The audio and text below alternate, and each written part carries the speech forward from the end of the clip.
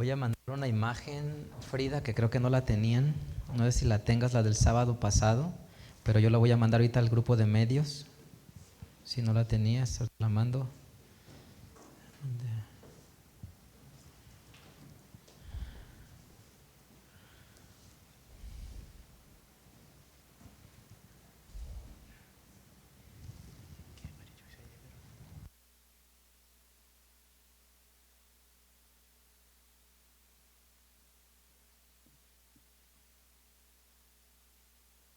Al grupo de medios, Frida.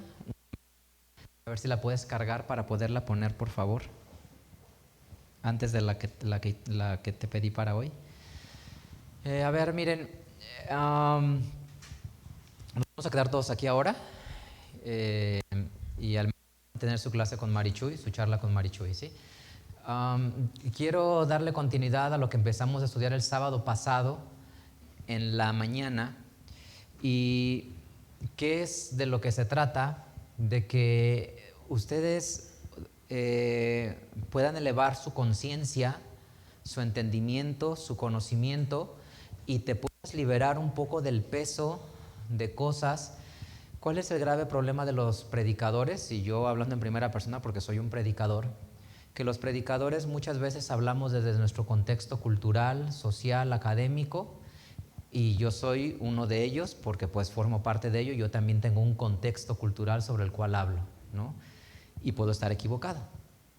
Aunque creemos que las personas que nos dirigen y nos enseñan tienen el Espíritu de Dios, la verdad es que también en ocasiones esas mismas personas que tienen el Espíritu de Dios se han equivocado en lo que nos han enseñado, ¿no? Y después han corregido y han enseñado que es diferente. Entonces, ¿por qué? Porque el contexto en el cual la enseñanza se formó es bien importante. ¿A qué me refiero con eso? Que el contexto con el cual se formó la enseñanza. Voy a poner un ejemplo bien absurdo que no tiene nada que ver, pero lo voy a ligar a explicar hoy en esta mañana. Yo me acuerdo cuando era adolescente, entre adolescente y niño, más o menos ahí, o más, y todavía cuando era niño inclusive, que en algunas congregaciones se enseñaba que era incorrecto que los muchachos estudiaran y fueran a la universidad. Y a los papás que empujaban a sus hijos a estudiar eran mal vistos por ir a la universidad, década de los 80 del siglo pasado. Entonces, ¿por qué? Porque se creía que Jesús ya iba a venir, y si Jesús ya va a venir, ¿para qué los pones a estudiar? ¿No? Por poner un ejemplo. Y se enseñaba desde los púlpitos, pero otra vez, a veces en las iglesias de Dios piensan que son los únicos, ¿no? Y no es cierto. Eso lo enseñaban los pentecostales, los evangélicos. En 1960, lo que los predicadores enseñaban en la década de los 60 es que los muchachos no debían de estudiar. No era un tema propio de nosotros. O por ejemplo, la percepción acerca del cine. Si las personas debían de ir al cine o no. Y se decía que ir al cine era un acto sumamente pecaminoso. ¿Por qué? Porque se acordarán que en la década de los 60s, 70s, ¿cómo era el cine? Un lugar muy desordenado, ¿no? Con excesos, con cervezas, con un ambiente sumamente hostil. Entonces, pues más bien que lo que se prohibiera más que el cine era pues ese tipo de ambiente y ese tipo de lugares. Pero ¿por qué lo enseñaba un predicador en 1960? Por el contexto en el que pasaba. Pero imagínate que en 1960, allí en esa silla, en esa banca, estaba sentado un muchachito de 8 años. Ese muchachito de 8 años después se volvió un hombre de 25 años. Y él predicó después atrás del púlpito. Pero él escuchó que su predicador enseñaba que era malo ir al cine. ¿Y qué enseñaba ahora ese predicador? Que era malo ir al cine. ¿Por qué? Porque lo aprendió sentado en una banca. ¿Sí? Entonces, el contexto cambió y resulta que el cine se volvió un lugar de orden, donde no se venden bebidas alcohólicas, de restricciones y de un ambiente mucho más ordenado y mesurado. Entonces, ¿debería de seguirse prohibiendo que la gente fuera al cine? La respuesta es no, porque el contexto cambió.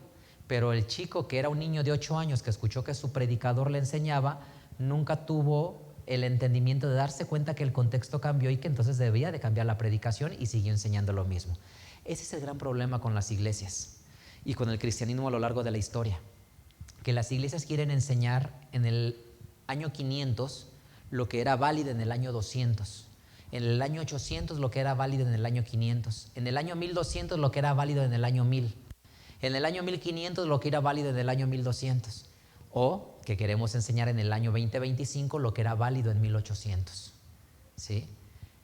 Y entonces se trata precisamente de que nosotros cambiemos nuestro pensamiento, porque eso te va a permitir ampliar tu entendimiento, que te des el permiso y la oportunidad de entender lo que piensan los demás, por qué lo piensan los demás, porque eso te va a entender, comprender y afianzar tu fe. Y si en algo estás mal, pues lo tienes que cambiar.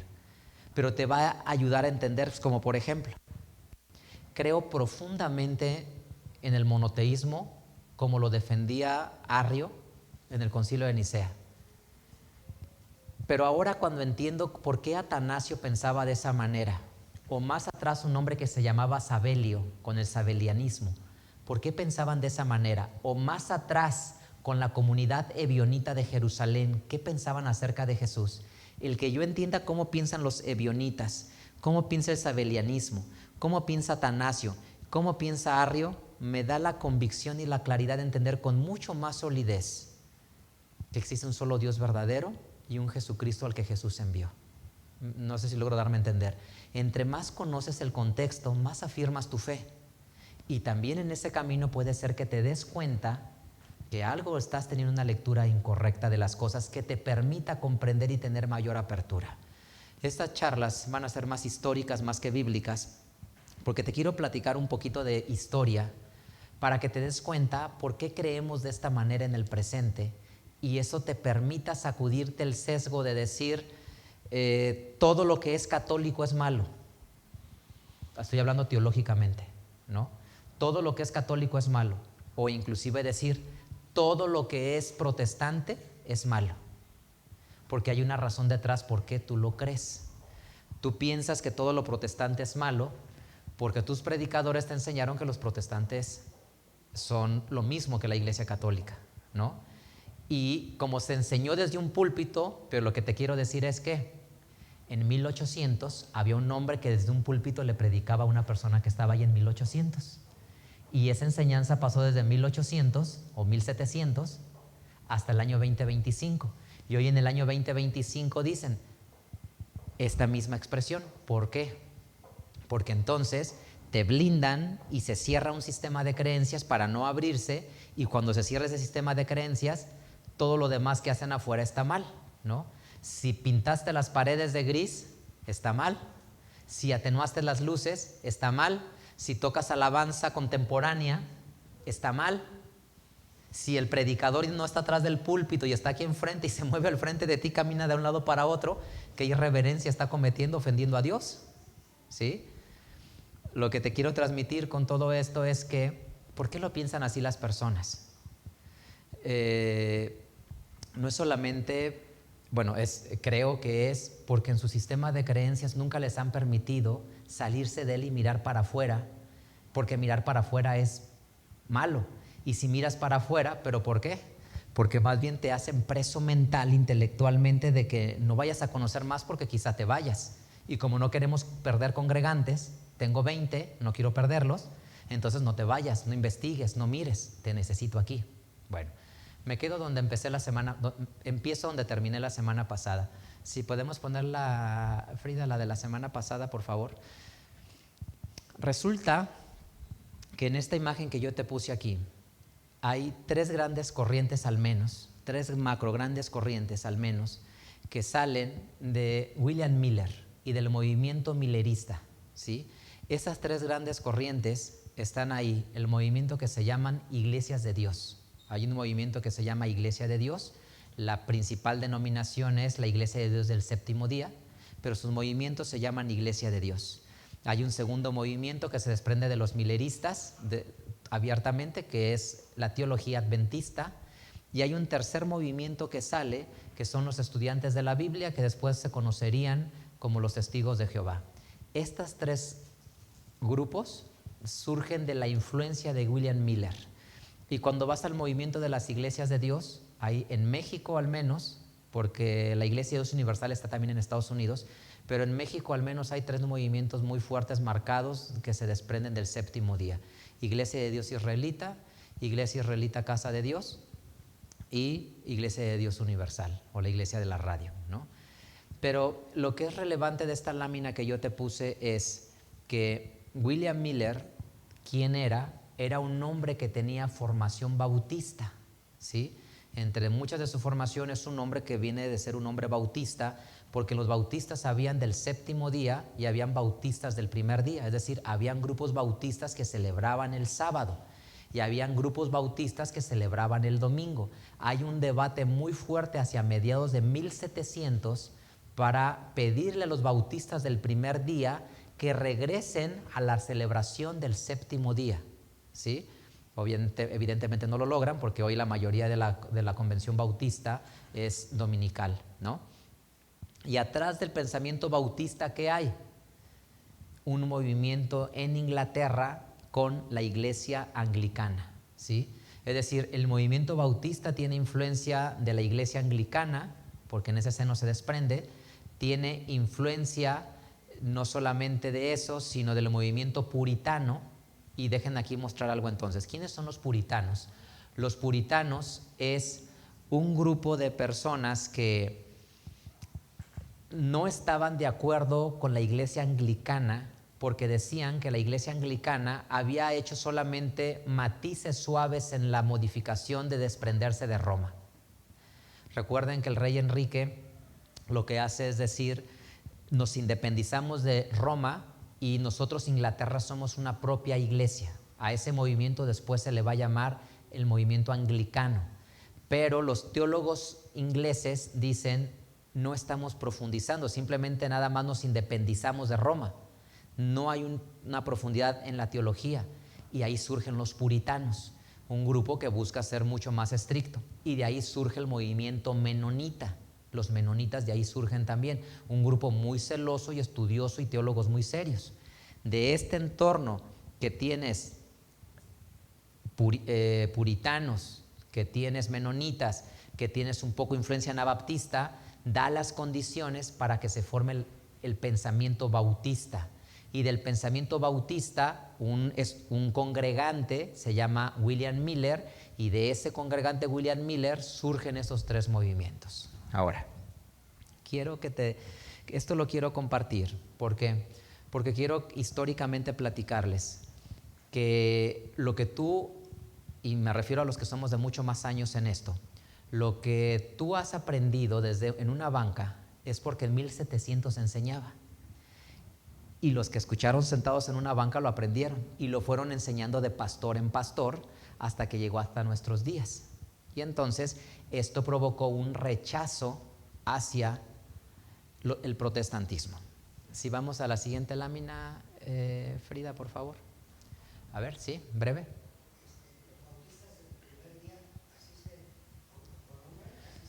No, existen en el bautistas dos divisiones, pero yo lo digo así para distinguir entre nosotros que hay bautistas del primer día, no se les llaman así, pero nomás por decir que habían bautistas que celebraban el domingo y bautistas del séptimo día que celebraban el sábado.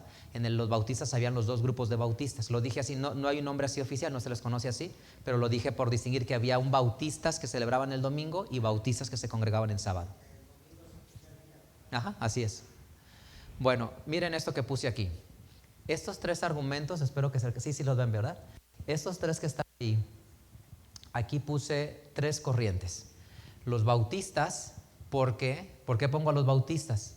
Porque del movimiento bautista salió William Miller, ¿sí? Es decir, William Miller absorbió la teología bautista y William Miller enseñó a sus discípulos esa teología, entre ellos Helena Golden de White, Gilbert Cranmer, que forma la Iglesia de Dios, y de esa influencia, no fue su discípulo Russell tal cual, pero de la influencia de su teología sale el otro grupo de los estudiantes de la Biblia.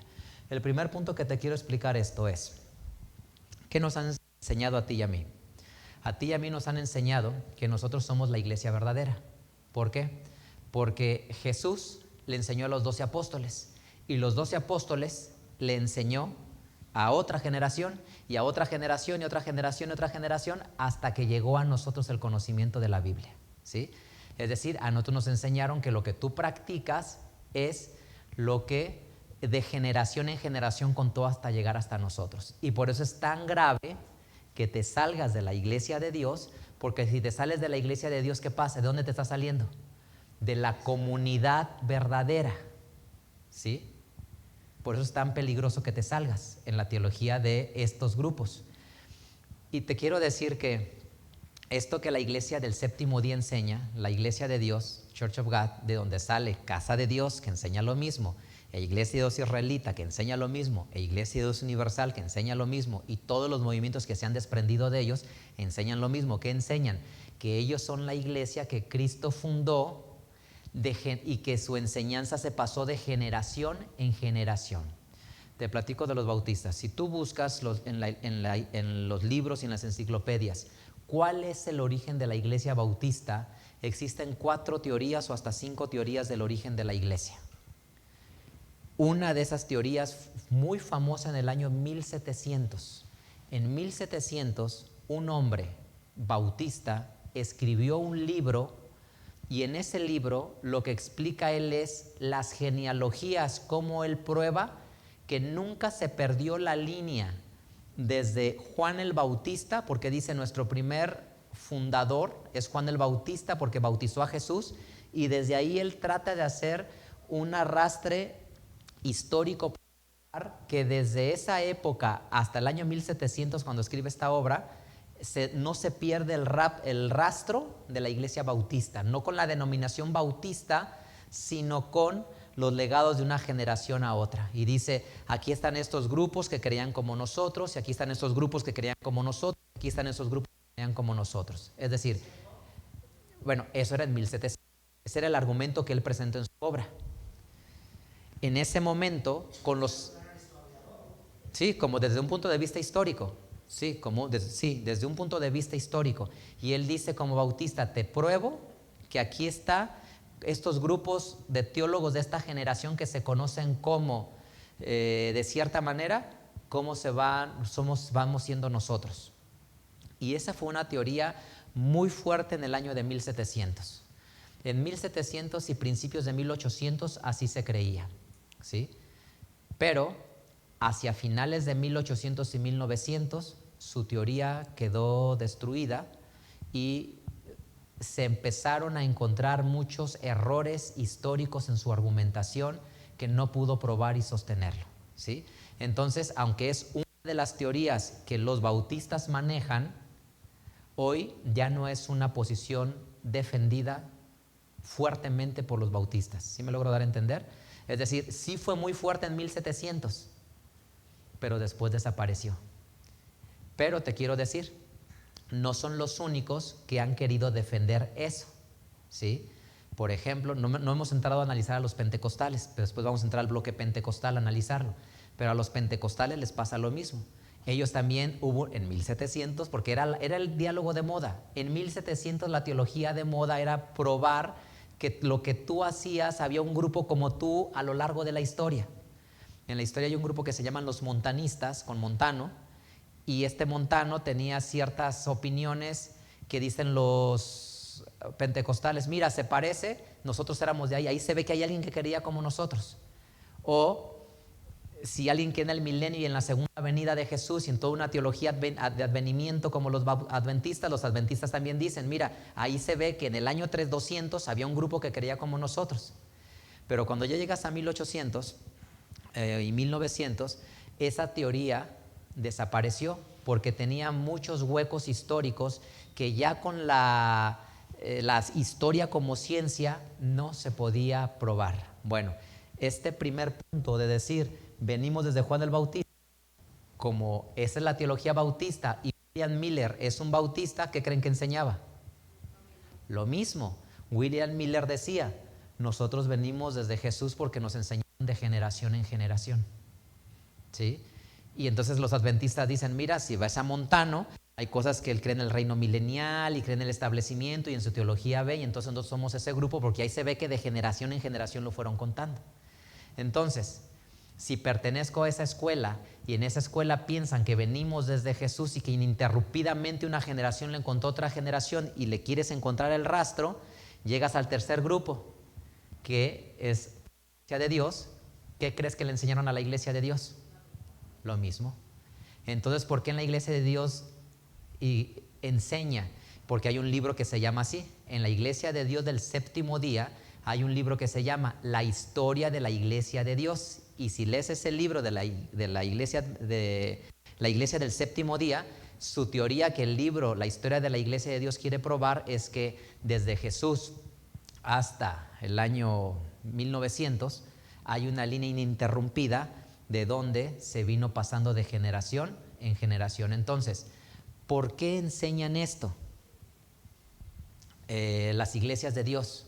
Y decir que ellos son la iglesia que fundó Jesús y de que de generación en generación se fue pasando y que ahí está el rastro a través de la historia. ¿Por qué enseñan esto? Porque ese fue un pensamiento bautista y los bautistas en su formación se lo enseñaron a los demás, ¿sí? ¿Por qué lo hicieron de esa manera? Como un acto de defenderse de la iglesia católica, de decir, es que ustedes no son la iglesia verdadera, porque a ver, dime dónde estabas en el año 200. Históricamente, pruébame dónde estás en el año 200. No, pues no te lo puedo probar, porque en el año 200 los padres prenicenos o los padres apostólicos del año 200, pues realmente no se parece a lo que ellos enseñaban, ¿no? Entonces, entras a esa complejidad. ¿Me querías preguntar algo, Leti? Bueno, si ahorita te acuerdas me dices, perdóname. No, eso es mucho más atrás, pues eso es hacia el año, ya existían hacia el año 100, 200, 300, por esa época, entre el año 100 y el año 300, después de Cristo, sí. En el auge del Imperio Romano, año 100, por ejemplo, ¿no? Ya está muy fuerte ahí, poquito atrás, 60, pero del año 100 al año 300, sí.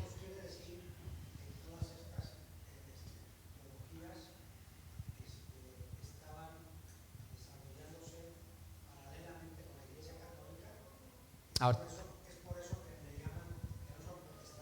ahorita voy para allá.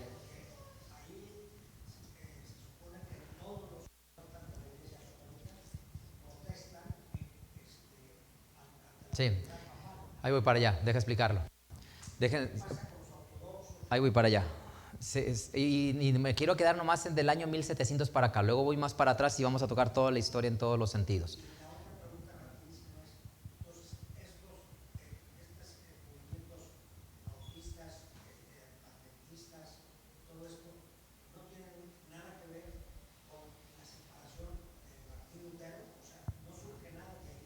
Bueno, sí. ¿Sí escuchaste lo que expliqué la semana pasada en la mañana? Sí. Perfecto. Ahorita lo retomo. Pero va, esas dos preguntas me las quedo. Una la voy a responder ahora y la otra después. Siguiente idea. Los bautistas entonces no se consideran ellos mismos protestantes. O al menos esta línea de pensamiento en 1700 y 800 ellos dicen que no son protestantes. ¿Por qué? Es que lo que Manuel decía ahora sí lo que voy a responder. ¿Por qué? Porque ¿quién es un protestante? El que protesta contra Roma y se desprende de Roma. Y entonces van a decir estos movimientos, yo no me separé de Roma, yo soy la iglesia que viene desde Jesús. Entonces yo no soy un protestante. Un protestante es el que sí se separa de la iglesia católica como la iglesia luterana, porque ahí sí se desprendieron directamente de la iglesia católica, ¿no? Y los anglicanos deberían de decir lo mismo, porque los anglicanos sí se separan de la iglesia católica, ¿sí? Hagan de cuenta que eran los mismos edificios donde era la iglesia católica. En esos edificios que estaban bajo la jurisdicción de Roma, un día el rey Enrique VIII dice, desconocemos totalmente a Roma y estos edificios ahora son de nosotros. Entonces sí se desprendieron, ¿sí? De allí, ellos sí son protestantes, pero el bautista, lo que van a hacer los bautistas van a decir es, no, nosotros no pertenecemos al movimiento anglicano, nosotros somos la iglesia que viene desde Juan el Bautista y ha venido de generación en generación protestantes, ¿sí? Trata de no pensar en ti, trata nomás de pensar en la historia, porque no estoy hablando de nosotros, trata de no pensar en ti, porque sé que es complejo, porque luego la mente viene y entonces ¿yo qué? Espera, voy para allá. Ahorita estoy contando lo que ellos pensaban en 1700 y 1800. No quiero decir si es correcto, incorrecto, válido, inválido. Solo quiero que sepan cómo pensaba esa gente en 1700. Es lo que me interesa, que sepas cómo piensan ellos. Y ahorita vamos a nosotros. Entonces, los bautistas no se van a considerar protestantes. Y en consecuencia, los adventistas, una corriente de ellos, tampoco se consideran protestantes, ¿sí? Y en consecuencia, ¿qué crees? Todas las iglesias de Dios, si les preguntas, no se consideran protestantes, ¿sí? Y tienen una aversión hacia los protestantes, sea como se llame la denominación que venga de esa corriente. Lo que te quiero transmitir es por qué creen así. Porque lo aprendieron de su fundador en tema conceptual, que es el movimiento bautista, ¿sí? Y luego, finalmente, profecía. Esto no lo estoy leyendo porque se lo saben. Ustedes conocen la profecía de Apocalipsis capítulo 13, ¿sí? En Apocalipsis capítulo 13, ¿de qué narra? De dos bestias, ¿sí? Una primer bestia que es herida de muerte y que en su lugar sale una segunda bestia que tiene dos cuernos, que tiene apariencia de cordero, pero habla como dragón, ¿sí? Y dice que la segunda bestia hace que todos adoren ¿a quién? A la primera bestia. ¿Sí se acuerdan de esa profecía? Apocalipsis 13. La acabamos de estudiar, Apocalipsis 13 en este trimestre. Pues, ¿qué creen que creen los bautistas? Que ese movimiento bautista de 1700, porque al presente ya lo han moderado y ya no lo creen así. El papado es la bestia y el protestantismo la segunda bestia y el falso profeta. ¿Sí? Eso creen ellos. Pero ¿qué crees que van a aprender sus estudiantes? Lo mismo. Y hasta el presente, eso sí. Hasta el presente, eso sí. La iglesia adventista hasta el presente cree que el papado es la bestia y que el falso profeta son los protestantes. Pero los adventistas, ¿qué dicen? Yo no soy protestante. Bueno, pues llegas a la Iglesia de Dios, al movimiento de Gilbert Cranmer. Gilbert Cranmer, así como Elena Golden de White es la precursora del adventismo, Gilbert Cranmer es el precursor de las iglesias de Dios, ¿sí? Y entonces, ¿qué enseñan en las iglesias de Dios? Llámese Casa de Dios, Iglesia de Dios Israelita, no sé si la Iglesia Universal todavía lo retenga esa enseñanza, y las que se desprendieron de estos movimientos.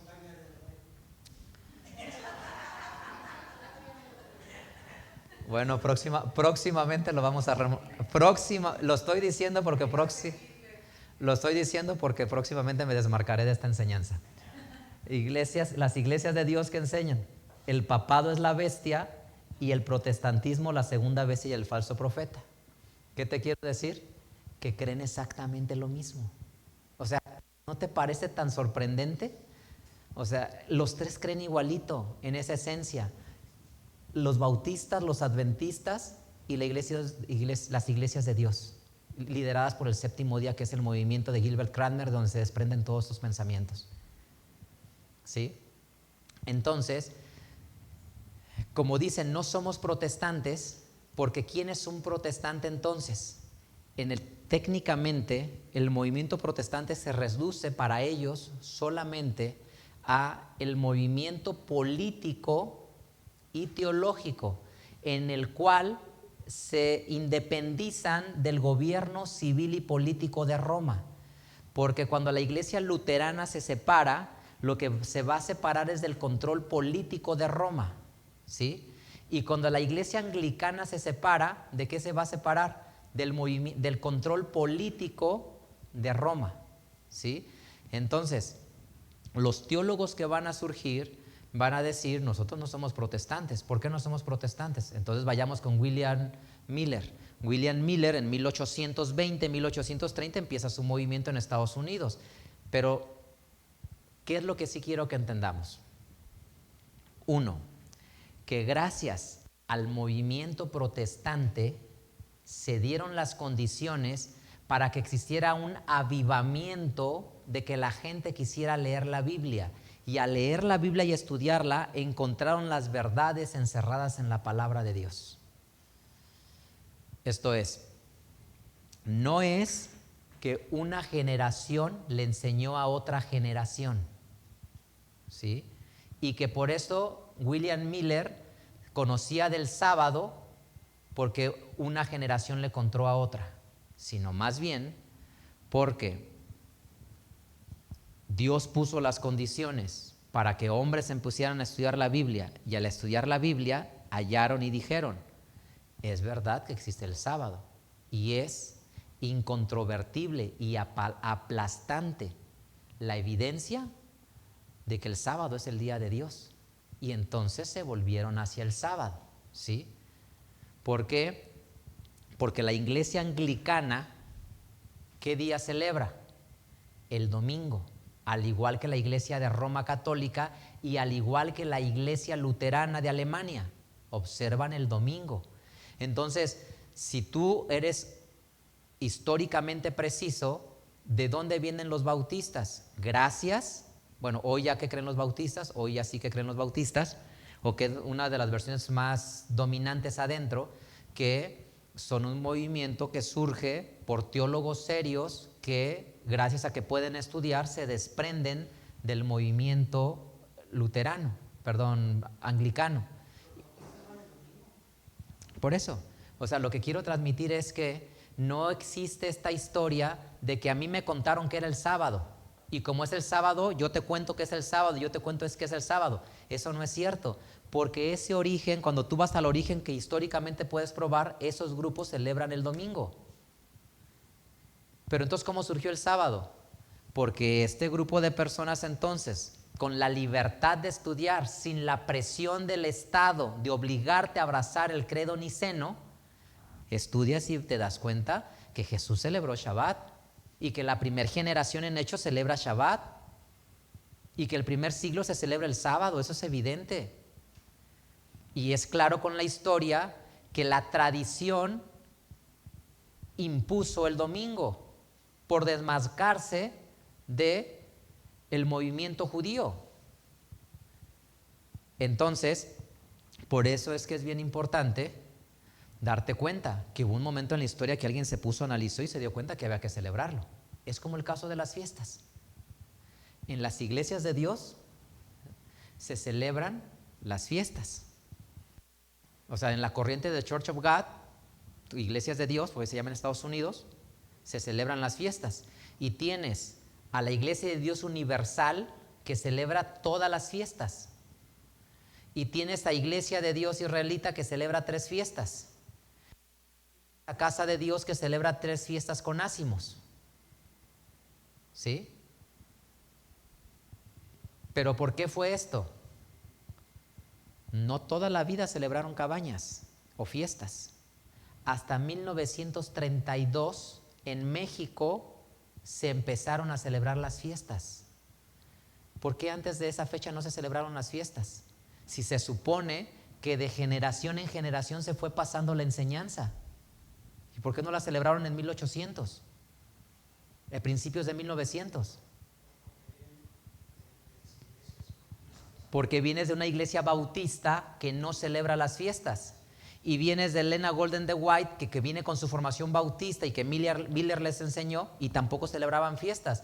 Pero cuando Gilbert Cranmer se separa y se independiza, su línea de teólogos con los años empiezan a ser mucho más agudos en ese pensamiento. Y empiezan a decir, oye, celebramos Shabbat, pero en Hechos 2 la iglesia celebró Pentecostés. Y en Mateo 26 celebraron Pesaj, Pascua. Y el mandamiento dice 3 veces en el año me celebraré en fiesta. Y si estás celebrando Pascua y estás celebrando Pentecostés, ¿no deberíamos de celebrar cabañas? Porque está dentro del mismo mandamiento, por deducción y por inferencia. Pues sí, entonces debemos de celebrarlo. Pero no es que alguien le contó al otro y alguien le dijo al otro y alguien le dijo al otro y a lo largo de toda la historia se la celebraron. No, llegó un momento en que se sentaron, lo vieron y se dieron cuenta que era de esa manera. ¿Me logro dar a entender la idea? Ahora, vamos a ir más adelante. Ahorita estamos viendo con el pensamiento bautista y que te des cuenta que la teología que tú tienes, donde eres un poco cerrado a no darte la oportunidad de mirar para afuera, es porque dices que los protestantes son los que le hacen el trabajo sucio a la primera bestia. Y dices, nosotros no somos protestantes. Pero ¿qué crees? No eres el único que lo dices. También los adventistas no se consideran protestantes a sí mismos, ¿sí? Y también los otros no se consideran protestantes a sí mismos. Entonces, lo que quiero decir es que tienes que entender por qué ellos dijeron que no eran. Cuando lo entiendes históricamente, te das cuenta que el contexto cambió. Y entonces tienes que reconocer que si eres una iglesia que gracias al movimiento protestante se dio la libertad de lectura de la Biblia y pudiste conocerlo, y que sí tienes un origen histórico. Y por eso yo he pugnado porque la gente entienda dos diferencias: el origen histórico de la iglesia que fundó Jesús y el origen teológico de la iglesia que fundó Jesús. Son dos cosas diferentes. Creo profundamente que tú y yo practicamos la teología de la iglesia que Jesús fundó. ¿Sí me doy a entender? Teológicamente, tú y yo sí somos la iglesia que Jesús fundó, teológicamente.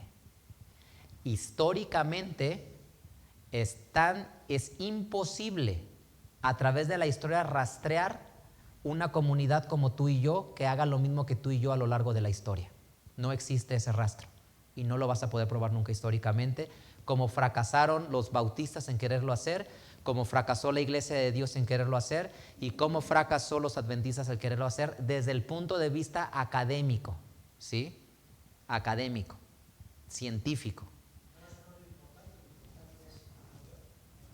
Totalmente. Pero por eso es importante entender a dónde va mi conclusión, y ya cierro aquí la predicación. ¿Qué es lo que es importante que comprendamos todos nosotros? Que tienes que separar el origen histórico del origen teológico. Sí tenemos un origen protestante, históricamente. ¿Por qué? Porque gracias a que la iglesia anglicana se independizó de Roma, surgió una generación de teólogos que empezaron a cuestionar cosas, y entre las cosas que cuestionaron fue el bautismo de los adultos conscientes, como tú y yo nos bautizamos. Es decir, ¿a quién le debemos que los adultos se bauticen? A los bautistas y a los anabaptistas. A ellos se los debemos. ¿Sí? Y de ahí lo aprendimos. ¿Sale? Quiero decir, de ahí se recuperó la enseñanza, porque evidentemente está en el Evangelio que así debe de ser y en la palabra de Dios. Por eso yo lo que siempre he dicho es: hay dos orígenes, el origen teológico y el origen histórico. Desde el punto de vista teológico, siempre esfuérzate y preocúpate por buscar la fe que se enseñó en el primer siglo y practica esa fe. Jesús iba en Shabbat, tú ve también. Jesús tenía un solo Dios verdadero, ten un solo Dios verdadero. Eso que Jesús hacía, tú practícalo y hazlo. Ahora, acepta o date cuenta o investiga, si no lo quieres aceptar, investiga en la historia cuál es el origen de estos que se dicen la iglesia verdadera. Y te vas a dar cuenta que gracias al movimiento protestante de reforma protestante, se dio libertad de lectura de la Biblia. Y gracias a esta lectura de la Biblia, los hombres con el Espíritu de Dios les reveló por un corazón genuino y sincero encontrar que la ley de Dios está vigente en la dispensación de la gracia. Y al estar vigente la ley de la dispensación de la gracia, te permite hacerlo. Ahora, ¿pero qué te cambia este pensamiento? Que dejes de ver al de enfrente como un enemigo, que dejes de ver al de enfrente como un apóstata, como un hereje, como un mentiroso, como un instrumento de Satanás. ¿Por qué? Porque tienes que ser honesto y sincero contigo mismo. ¿De dónde vengo yo? Vengo gracias a un despertar. En los grandes despertares que se los conoce la historia, así se le conoce el gran despertar, se le conoce un movimiento que existió en Inglaterra, en Europa, en 1600 y 1700. En Estados Unidos, en la historia hay dos movimientos que se llaman los grandes despertares. El primer gran despertar es en 1700, en ese siglo, y el segundo gran despertar en el 1800. Y gracias a este gran despertar que existe en 1800, surge William Miller. Y gracias a él surge Gilbert Cranmer. Y gracias a Gilbert Cranmer llega a México lo que hoy se conoce como Iglesias de Dios. ¿Sí? Entonces, esto te tiene que hacer dejar de tener rechazo a lo que otros hacen por el simple hecho de decir: es que ellos son protestantes. Una de las críticas más fuertes que recibe mi proyecto es decir: parecen protestantes, cuando desconocen que históricamente ellos son protestantes. Pero se requiere mucha honestidad para decirlo, porque aunque la historia me avala mis dichos y mis palabras, y nadie históricamente me lo puede refutar desde el punto de vista académico, siempre van a decir lo mismo que en 1700 enseñaron y estaban sentados ahí los pastores en 1700, que eran niños y se convirtieron en adultos. Nosotros somos la iglesia que Jesús fundó, de generación en generación se transmitió, y aquí está nuestro rastro a través de la historia, lo cual es históricamente profundamente impreciso. Tan es así que los que pensaban así ya no lo defienden como la opción de ellos, ¿sí? De decir, aquí está la muestra. Y entonces eso me llevó a investigar y a estudiar, y es lo que te voy a compartir en las próximas semanas en estas charlas de historia que tendremos. Conoceremos que no existe una ortodoxia. ¿Qué es la ortodoxia? Una única forma de pensar. Existe una heterodoxia, que es una diversidad de algunos rasgos que tienes. Porque si tú quieres ir a la comunidad más antigua en la historia, se llama la comunidad ebionita. Busca la comunidad ebionita de Jerusalén, y ese es el movimiento más antiguo históricamente registrado en Jerusalén, que creían en Jesús.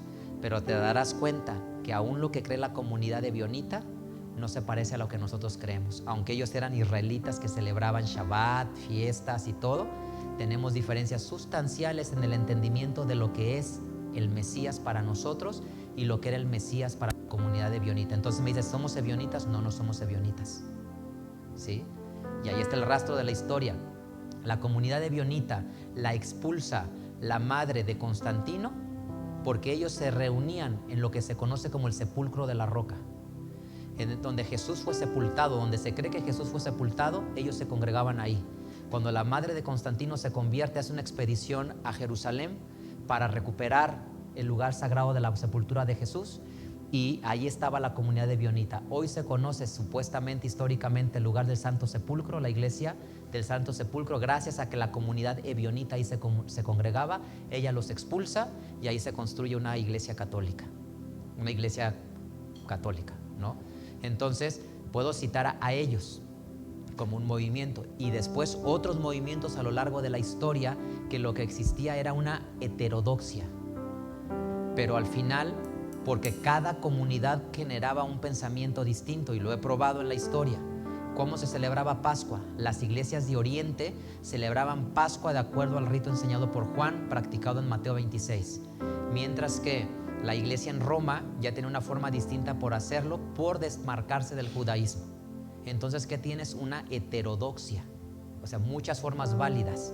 Cuando llega a Roma, dice, aquí ya no hay heterodoxia, aquí hay ortodoxia, y se practica lo que yo digo, y los que no, herejes, y ahí surge el concepto de hereje.